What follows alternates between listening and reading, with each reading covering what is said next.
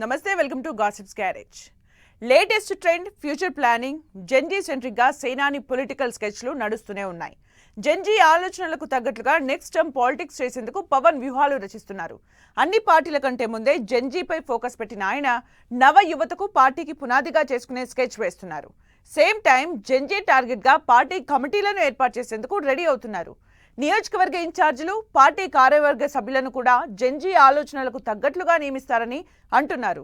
Next generation politics పై Pawan thought ఏంటి?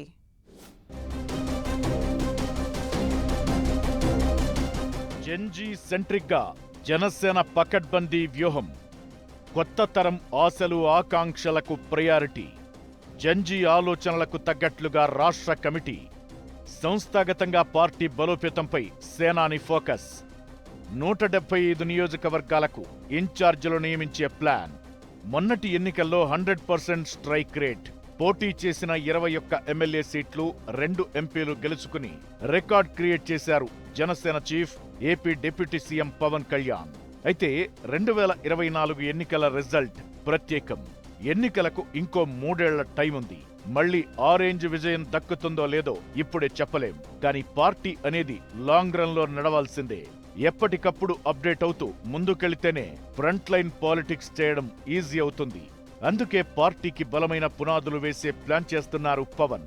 Next generation thoughts కు తగ్గట్లుగా వారి ఆలోచనలు, ఆకాంక్షలకు అనుగుణంగా పార్టీని రన్ చేస్తూ ప్రజలకు మరింత దగ్గరయ్యేందుకు, ముఖ్యంగా యువతను అట్రాక్ట్ చేసేందుకు పావులు కదుపుతున్నారు. ఇప్పటికే ఓసారి జెన్జీతో సమావేశమై వారితో ఇంటరాక్ట్ అయ్యారు పవన్.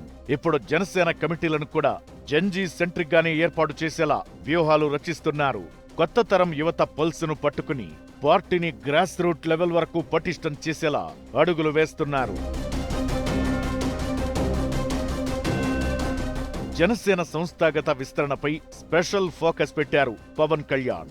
సర్జరీ తరువాత దాదాపు 25 రోజులు విశ్రాంతి తీసుకున్న ఆయన మళ్లీ రాజకీయ ప్రభుత్వ కార్యక్రమాల్లో యాక్టివ్గా పాల్గొంటున్నారు. వరుస సమీక్షలు చేస్తూ పార్టీని మరింత బలోపేతం చేసేలా చర్యలు చేపడుతున్నారు.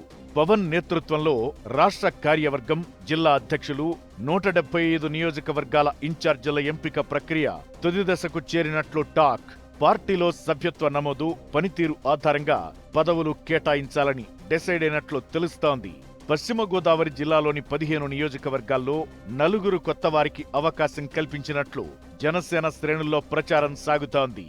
జెన్జీ కలలకు తగ్గట్లుగా కొత్త కమిటీని 1-2 రోజుల్లో విడుదల చేసే అవకాశమున్నట్లు చెబుతున్నారు. సభ్యత్వ నమోదు కార్యక్రమంలో 500కు పైగా సభ్యత్వాలు నమోదు చేసిన దాదాపు 1500 మందితో పవన్ ప్రత్యేకంగా సమావేశం కానున్నట్లు తెలుస్తోంది. అదే రోజు పార్టీ కమిటీలను అధికారికంగా ప్రకటించి కొత్తగా ఎంపికైన నాయకులతో సమావేశం నిర్వహిస్తారని అంటున్నారు. అయితే జెన్జీ సెంట్రిక్ గానే జనసేన వ్యూహాలు రచిస్తున్నారని అంటున్నారు. ఆల్రెడీ ఇప్పుడు యంగ్ లీడర్లే రాజకీయాల్లో కీ రోల్ ప్లే చేస్తున్నారు. అయితే ప్రభుత్వాలను గద్దెదించేందుకు తమ ఆందోళనలతో యావత్ దునియా దృష్టిని ఆకర్షిస్తున్న జెన్జీపై పవన్ స్పెషల్ కాన్సంట్రేషన్ పెట్టారు. దేశంలో ఈ రాజకీయ పార్టీ అడుగులు వెయ్యని విధంగా అందరికంటే ముందే జెన్జీని అట్రాక్ట్ చేసేలా పొలిటికల్ వ్యూహాలకు తెరలేపారు పవన్. పార్టీ కమిటీల్లోనూ వారి ఆలోచనలకు అనుగుణంగా పనిచేసే వారికే చోటు కల్పించేందుకు రెడీ అవుతున్నారు.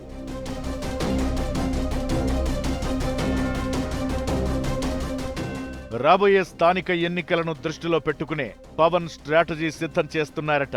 పార్టీలో యువ నాయకత్వాన్ని ప్రోత్సహించాలని, జెన్జీ ఆలోచనలను అర్థం చేసుకోవాలని లీడర్లకు నొక్కి చెబుతున్నారట పవన్. కొత్త తరం యువత సరికొత్తగా ఆలోచిస్తోందని, వారిని పార్టీకి దగ్గర చేయాలనేది సేనాని ఆలోచనగా చెబుతున్నారు. అందుకే జెన్జీ జపం చేస్తున్నారని అంటున్నారు. పార్టీ కార్యవర్గంలో నియోజకవర్గాల ఇన్ఛార్జీలు కూడా జెన్జీ థాట్స్ కు అనుగుణంగా పనిచేసే నాయకులు ఉండాలనేది పవన్ ప్లాన్ అంటున్నారు. అందుకే ప్రతి జిల్లాలో కనీసం 3-4 యంగ్ లీడర్లకు, పైగా విద్యావంతులైన మహిళలకు నియోజకవర్గ ఇన్ఛార్జీలుగా బాధ్యతలు అప్పగించే ఆలోచన చేస్తున్నారట. ఇలా అయితే గ్రౌండ్ లెవెల్ వరకు పార్టీని పటిష్టం చేయడం ఈజీ అవుతుందని పవన్ భావిస్తున్నారట. ఇతర పార్టీల నుంచి వచ్చే నేతలకు పార్టీ బాధ్యతలు, పదవులు అప్పగించడం కంటే జెన్జీని అట్రాక్ట్ చేసేలా యంగ్ లీడర్లను ఫీల్డ్లోకి దించేందుకు సేనాని వ్యూహాలకు పదును పెడుతున్నారట. జెన్జీ సెంట్రిక్ గా పవన్ వేస్తున్న ప్లాన్స్ ఎంతవరకు వర్కౌట్ అవుతాయో చూడాలి మరి.